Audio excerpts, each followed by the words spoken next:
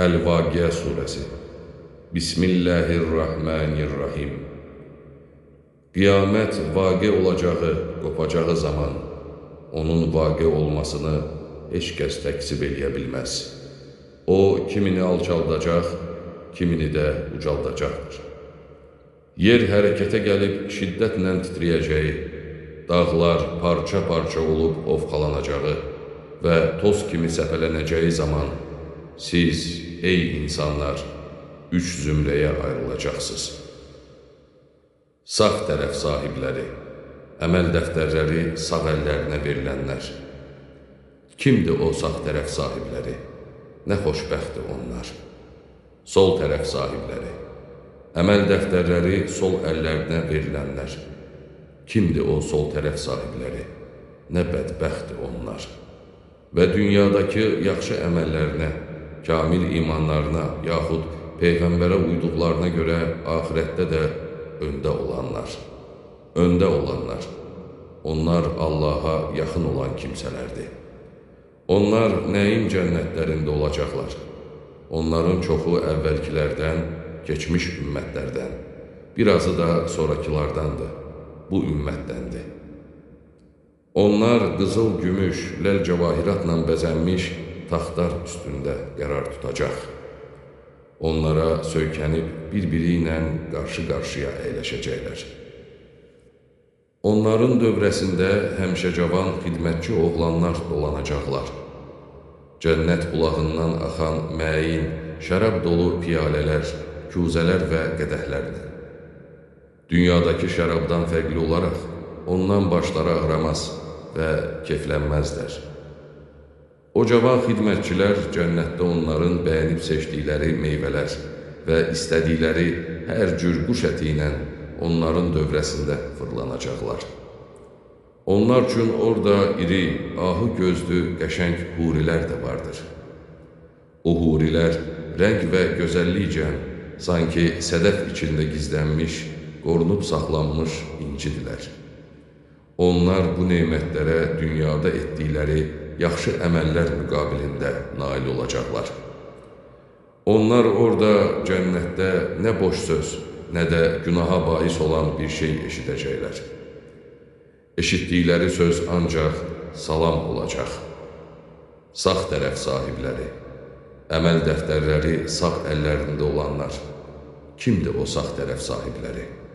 Onlar tikansız sidir ağacları, salxım-salxım sallanmış banan, möviz ağacları altında, çəkilməyən daimi kölgəliklərdə, axar su kənarında, bol meyvələr, tükənməz və qadağan edilməyən meyvələr içində və bir-birinin üstünə yıxılmış hündür döşəklər üstündə, yaxud yüksək əxlaq və qeyri-adi gözəllik sahibi olan qadınlar yanında olacaqlar. Şübhəsiz ki, biz onları, huriləri başqa cür, yeni bir yaradılışla doğulmadan yaradacağıq. Onları bakirə qızlar, ərlərini sevən həmyaşıdlar edəcəyik. Sağ tərəf sahibləri, əməl dəftəri sağ əllərinə verilənlər üçündür onlar. Onların bir çoxu əvvəlkilərdən, keçmiş peyğəmbərlərin ümmətlərindən, bir çoxu da sonrakılardandır, bu ümmətdəndir. Sol tərəf sahibləri, əməl dəftərləri sol əllərinə verilənlər. Kimdir o sol tərəf sahibləri? Onlar səmum yeli, qızmar atəş və qaynar su içində, qapqara duman kölgəsində olacaqlar. O kölgə başqa kölgələrdən fərqli olaraq nə sərin, nə də xoşa gələndir. Onlar bundan əvvəl dünyada naz-nemət içində idilər. Özləri də böyük günah içində Allaha şərik qoşmaqla israr edib dururdular. Və belə deyirdilər: Əcəba biz öldükdən, toz torpaq və sürsümük olduqdan sonra həqiqətən yenidən dirildiləcəyikmi?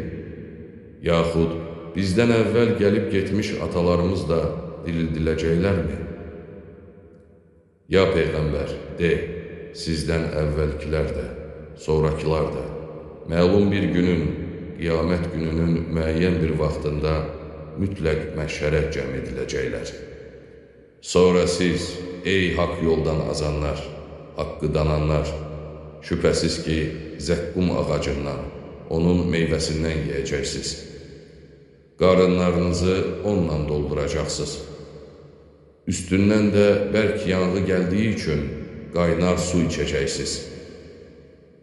Özü də onu susuzluq xəstəliyinə tutulmuş dəvə kimi içəcəksiniz. Bu, onların haqq hesab günündəki ziyafətidir.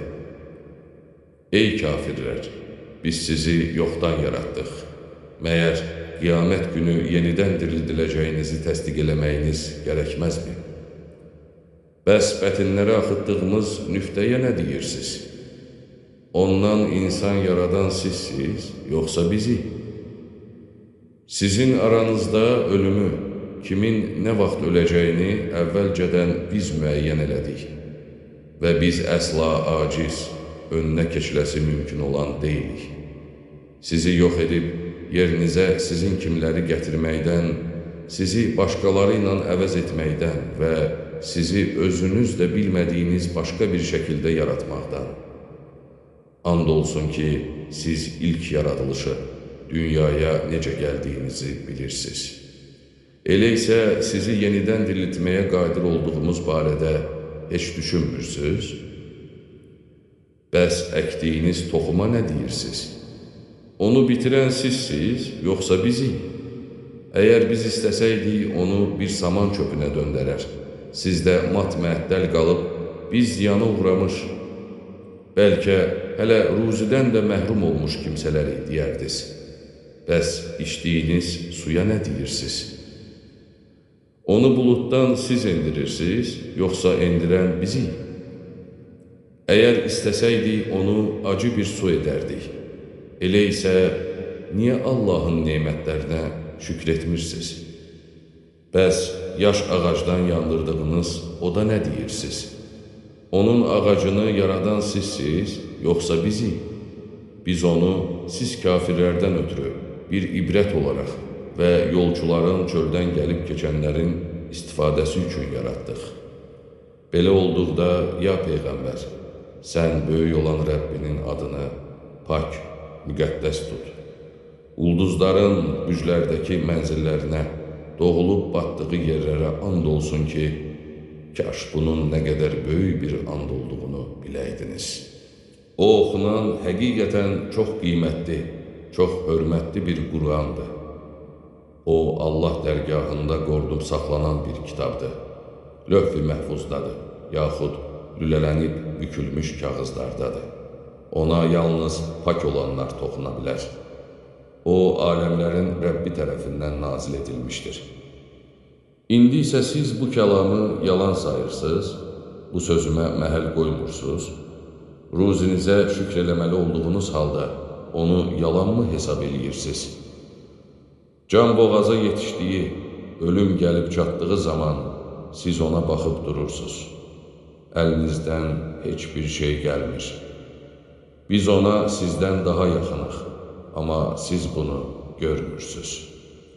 Əgər sizdən dediyiniz kimi qiyamət günü əməllərinizə görə haqq hesab çəkilməyəcəksə və əgər öləndən sonra heç bir dirilmə, haqq hesab yoxdur sözünü doğru deyirsinizsə, bəlkə o çıxan canı geri bədənə qaytarasınız.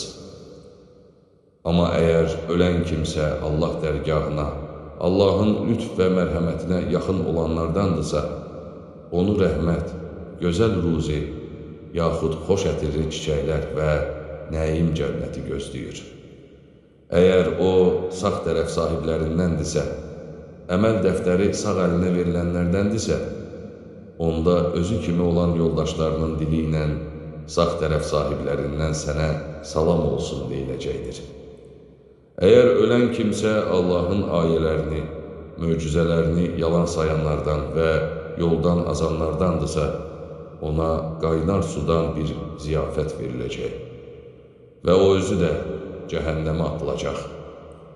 Şübhəsiz ki, bu təksib olunmaz həqiqətdir. Elə isə, ya Peyğəmbər, sən ulu olan Rəbbinin adını təsbih et, müqəddəs tutub zikr et.